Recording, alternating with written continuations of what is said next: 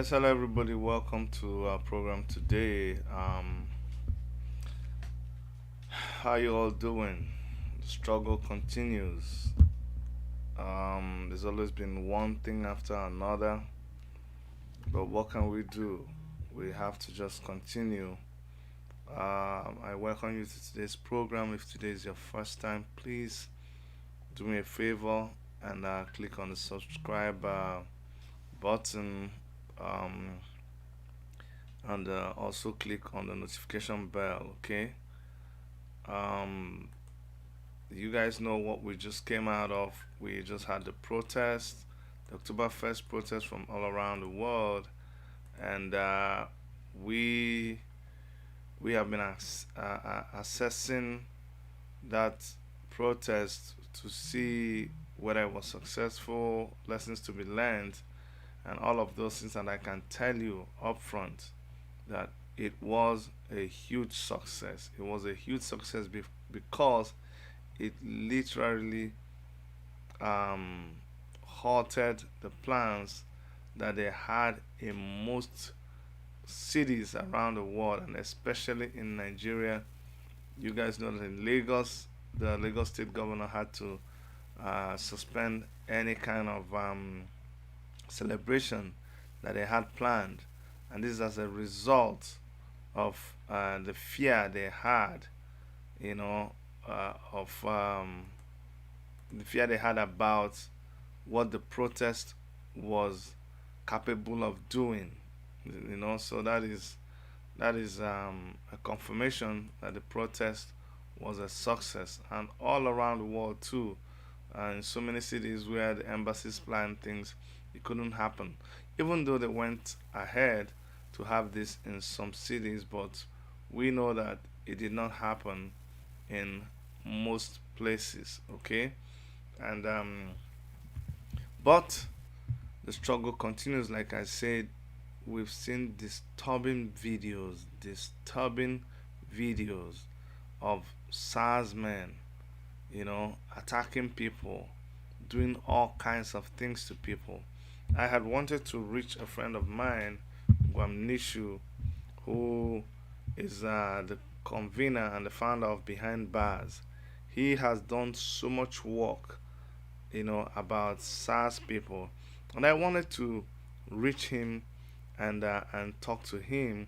I'm still gonna reach him so that you, yeah, um, let me see. I'll try to reach him, and then he'll be able to tell us what he feels about about um, about this SARS thing. It's just so disturbing. It's just so I've been sent lots and lots of um, pictures and videos.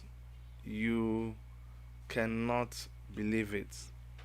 Lots and lots of pictures and videos of the activities of SARS people. You just can't believe it, honestly speaking. Lots and lots of these videos. And okay, he's actually in a meeting. I would have let him tell you experiences that he has concerning SARS. You'll be very, very shocked. And I don't know if you guys saw the video of what happened in Delta State, where boys, young men, went into the streets. They went to the streets and they confronted the SARS men and they ran away. That is the kind of thing that we're going to be seeing in Nigeria in the coming days. The government used to think that, just wait, let them just have the protest, and after the protest, it will be business as usual. Well, unfortunately, that is not the case. It is not going to be business as usual at all.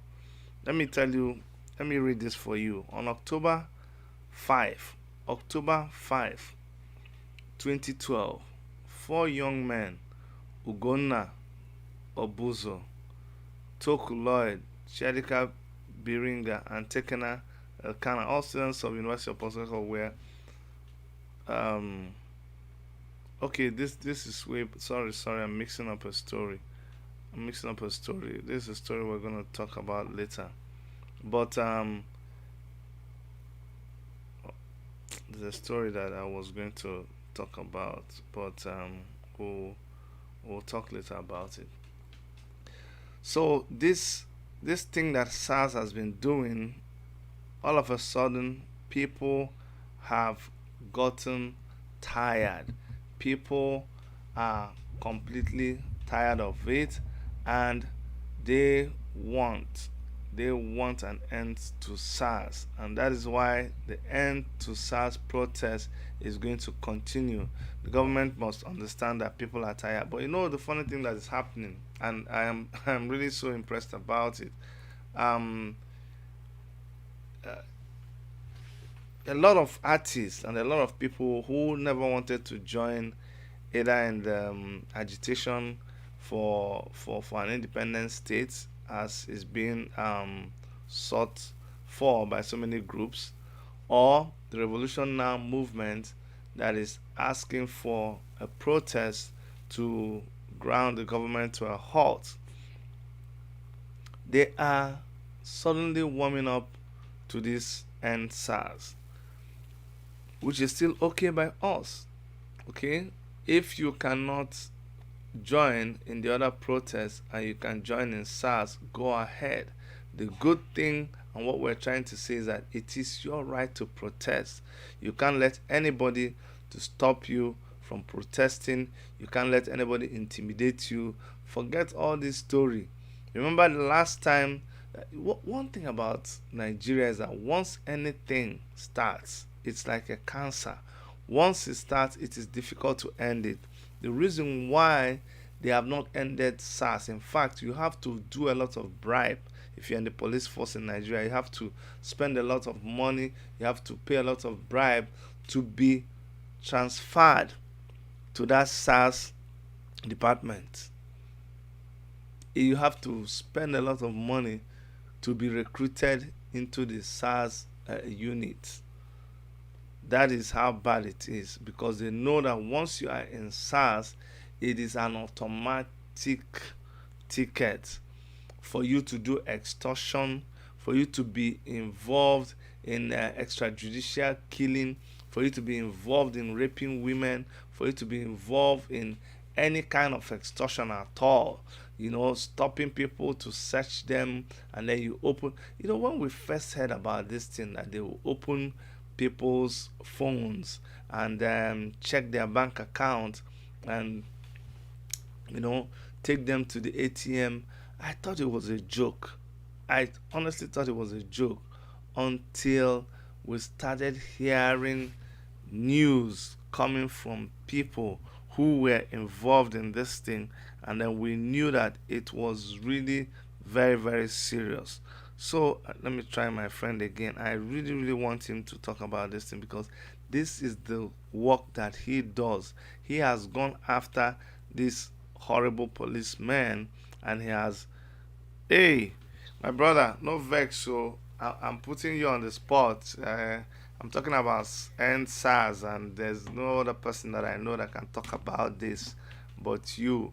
So I am actually live right now, but I need to hear your experience with SARS. So I want to know if you agree with this protest that is coming up, the end SARS agitation, and tell me also your experience with SARS. But let's start with you telling us your name and who you are and what you do, and then just explain to me as much as possible, as many as you can remember, your experience with SARS. Hold on, let me put it on speaker.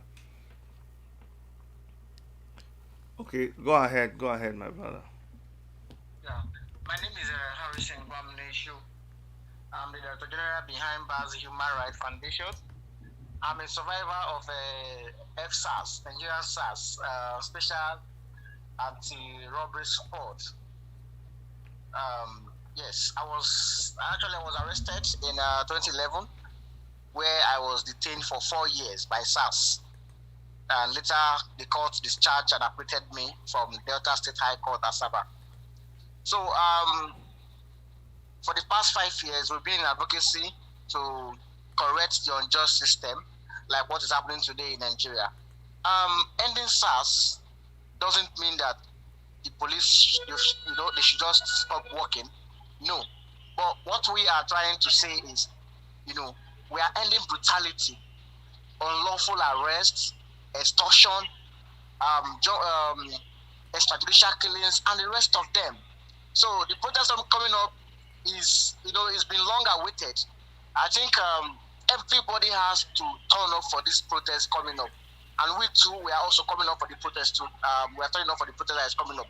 So this protest, I think we send a signal to them too, that these people who we are the one funding them, because they are being paid by taxpayers' money. Mm-hmm. It's as if I'm paying somebody and the person is coming to kill me. So I'm paying somebody and the person is using his gun to threaten the lives of people. So different stories of SARS brutality and the rest of them. I'm not saying that there are no good people within the system, within the SARS. There are.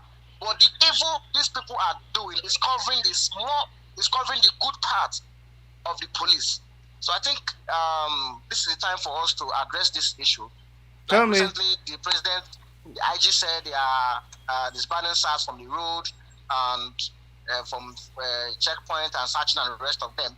That is good. But today now, you see videos flying, people meet today on the road. They are still on the road. So we've been hearing about this reform, this disband for a very long time, but it is not effective.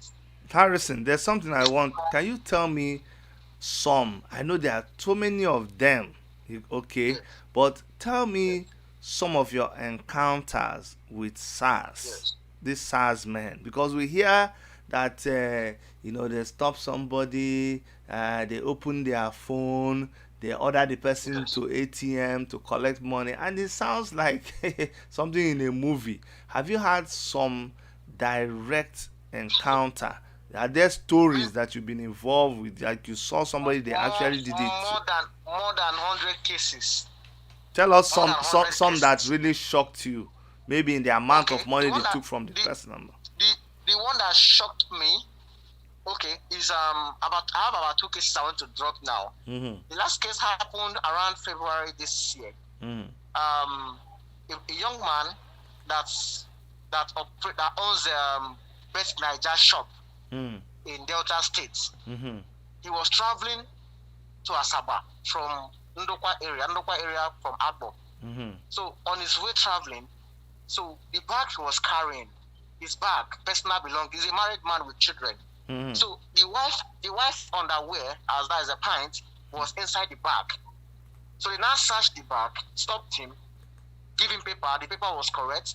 They now asked him to open the bag he was carrying in the car. He opened it, and they saw the wife, the underwear inside the bag.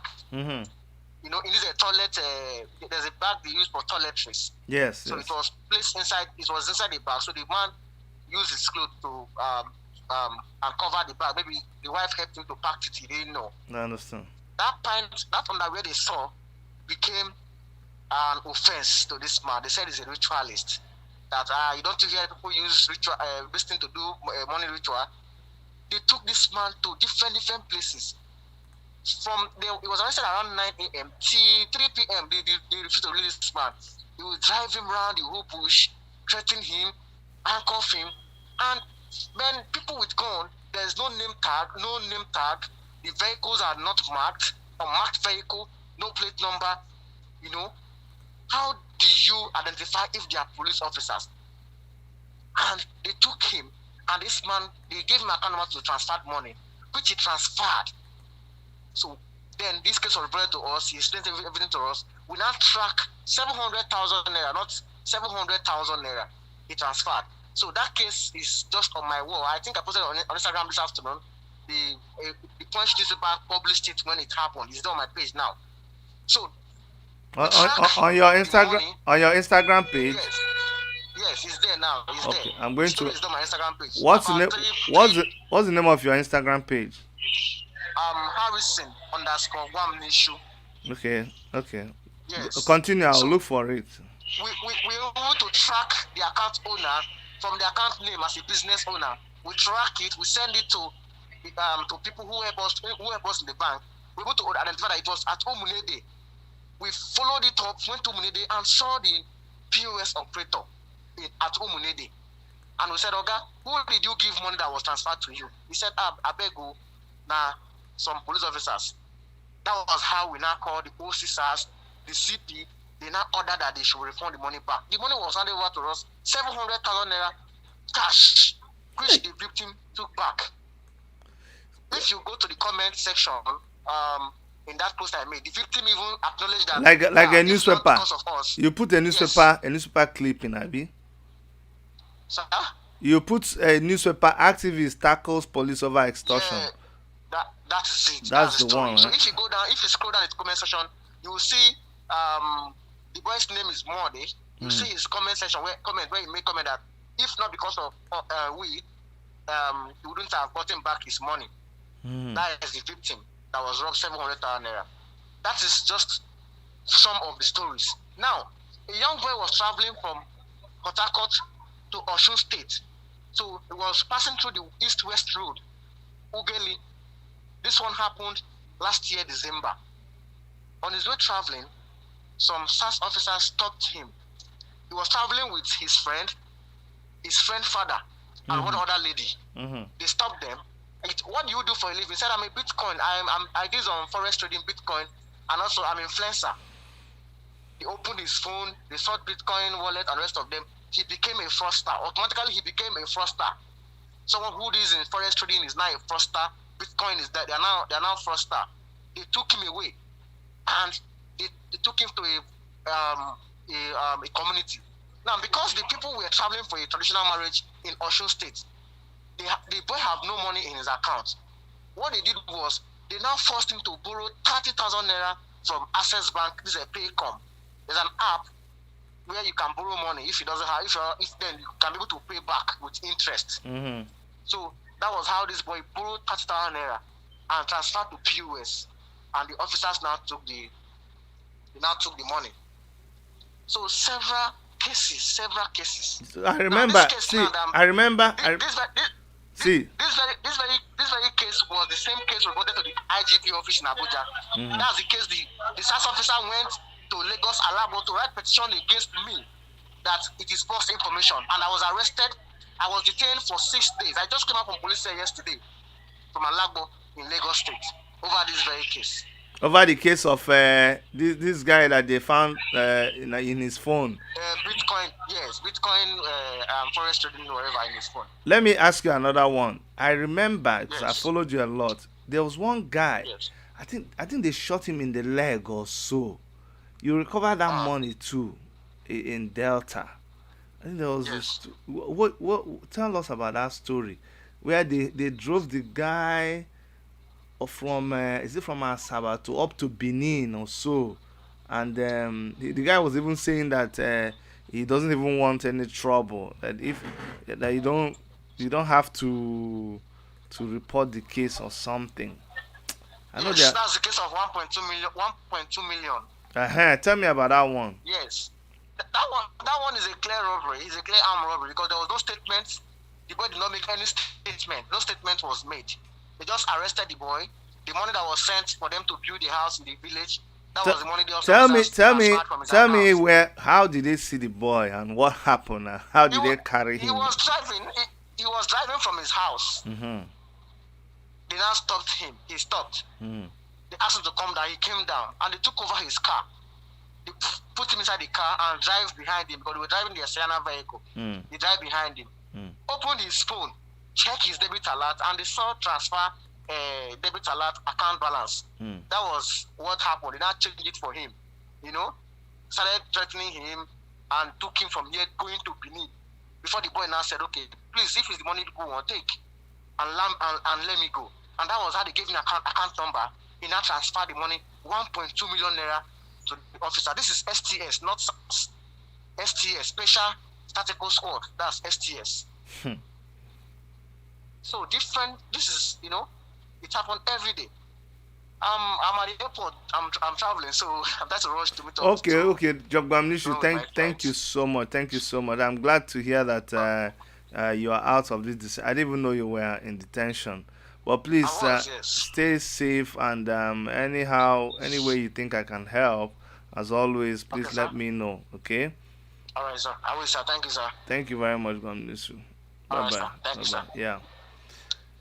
So that was Harrison Gwamnishu Mifeli. This guy, the first video I saw about him, it was so funny. I couldn't believe it, and I immediately reached out to him. I remember there was a time that some of his boys were detained, and I asked him, "Who is the person that? Who do you know that if I call, this case will be resolved?" He said, "Look, you kind of don't even call anybody here in Delta State.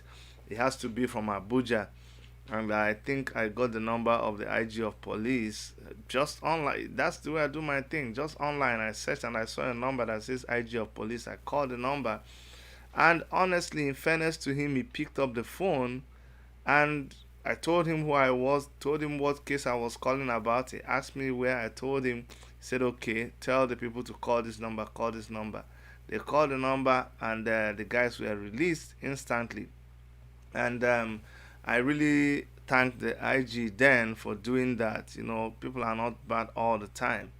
But Guamnishu is somebody that I've always supported. The first video I was telling you about, the first video I saw of him, he was actually chasing policemen. That's like, that was crazy. It's like if a goat is chasing a lion, you know, the lion was just shocked and starts running. That's what he did to policemen, and he caught it on video in a checkpoint. Started chasing them, and they were running with their gun and everything. And that showed me the kind of person he was. And ever since then, he works closely with the police. And whenever there's a police person who is, because you must understand, there are good policemen and there are bad policemen everywhere. There, and the bad ones are usually fewer than the good ones, believe it or not. The ones that cause the problem, the ones that, see, if there are 1,000 policemen, you know, walking, you find out that maybe there are, check it, just you check this with me. In every checkpoint, there are particular set of policemen that you can identify all the time in that particular checkpoint. They are like the landlord of that checkpoint, and yet there are hundreds of policemen in their units, but those particular, there will always be one particular person in that particular checkpoint that will be like land that they have bought. No, they are the landlord of that checkpoint. You may see, and they are not a high ranking officer. You will see corporal, one corporal or one sergeant there in that checkpoint. You will see so many inspectors come and go. Inspectors, haven't you been to some checkpoints where they will hold your paper and you will go to the high ranking officer there and say, "Oga, let me go now." You say, wait. Then when you bother him so much, he'll give you your paper and say, "Go and meet that sergeant over there." What does that tell you? It tells you that the sergeant that he's sending you to is the main oga for that checkpoint. So those are the terrible bad eggs that must be flushed out of the police force. Me, I have never been a subscriber, a supporter of shutting down the police. You can't shut down the police no matter how terrible they are. You just have to weed all the bad eggs, get them totally out, because there are also bad people in our society that the day you completely shut down the police, those people will take over and they will do terrible things. So it's a game of balance that you have to play. The good ones in the police cannot do anything because the bad eggs are so powerful. They are like a mafia. So what we must do is work with the good people in the police to make sure that we flush out the bad eggs.